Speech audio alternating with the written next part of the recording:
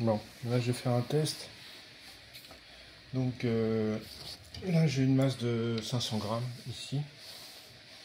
Donc, je vais voir de quelle puissance j'ai besoin pour entretenir une rotation du rotor central qui entraîne lui-même le rotor, qui est mécaniquement toujours lié. Hein. Donc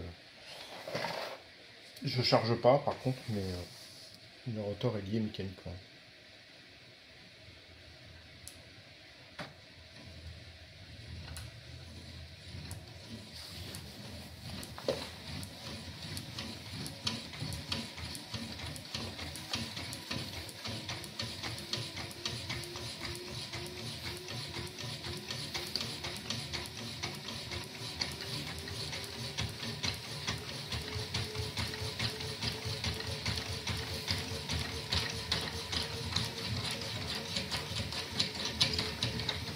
Bon, ça bouge un peu.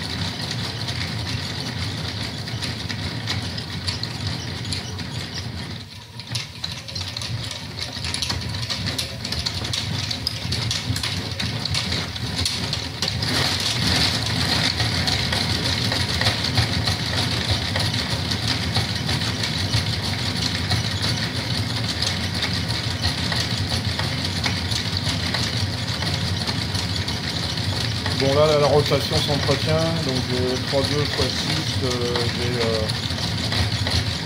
un peu plus de 18 watts, on doit être à 19 watts. Là. Ok. 19 watts, une tension de 6 volts, donc ce qui correspond à une certaine vitesse de rotation que j'ai pas encore évaluée. Il faudrait que je mette une mesure de vitesse pour être au clair avec ça, mais bon. Donc voilà, donc là je vais ajouter des masses. Donc on était à, on va dire 19 watts environ quoi. Voilà. Donc là le but c'est de savoir de quelle puissance j'ai besoin à la fois pour faire tourner les masses et quel effet ça crée. Théoriquement, étant donné que j'ajoute des masses, à une vitesse inférieure, je devrais entretenir la rotation.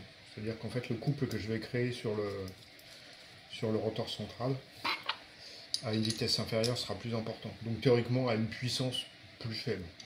Enfin, c'est ce que j'espère. On va voir ça ensemble. Voilà.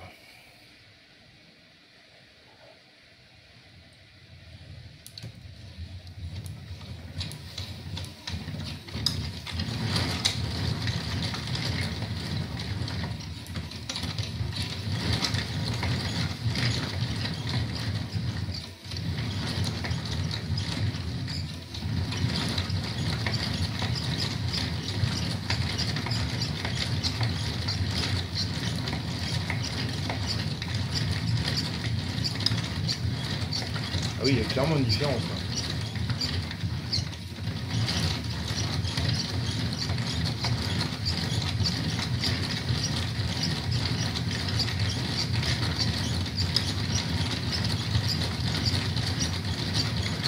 Là j'ai une vitesse beaucoup plus faible, j'étais à 5 volts. Enfin 5-15 on va dire. 15 watts, tout à l'heure j'étais en 18-19 watts.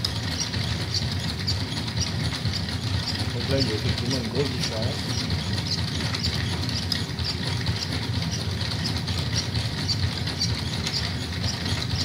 Voilà, pas mal. Pas mal. Ah, c'est stable hein.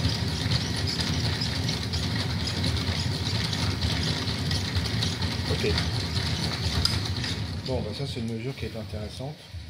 Donc à la fois j'ai besoin de plus de puissance parce que j'ai une masse embarquée qui est plus grave. Bon, déjà ça, j'ai augmenté la masse ici par rapport aux premiers essais que j'ai fait. Et donc là avec 500 grammes, en fait j'ai la force de traction qui s'exprime à une vitesse plus élevée. Effectivement c'est logique, hein, force centrifuge oblige.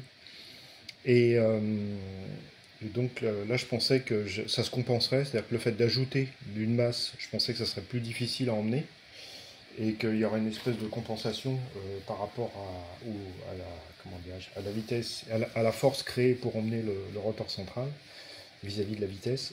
Et non, finalement. Donc, là, on voit bien que la force centrifuge joue bien son rôle et que donc avec une masse plus importante, j'ai besoin de tourner moins vite pour obtenir le même effet. Et en plus, je consomme moins d'énergie. Bah, c'est très bien. Bon, ben, on va mettre ça dans le dossier.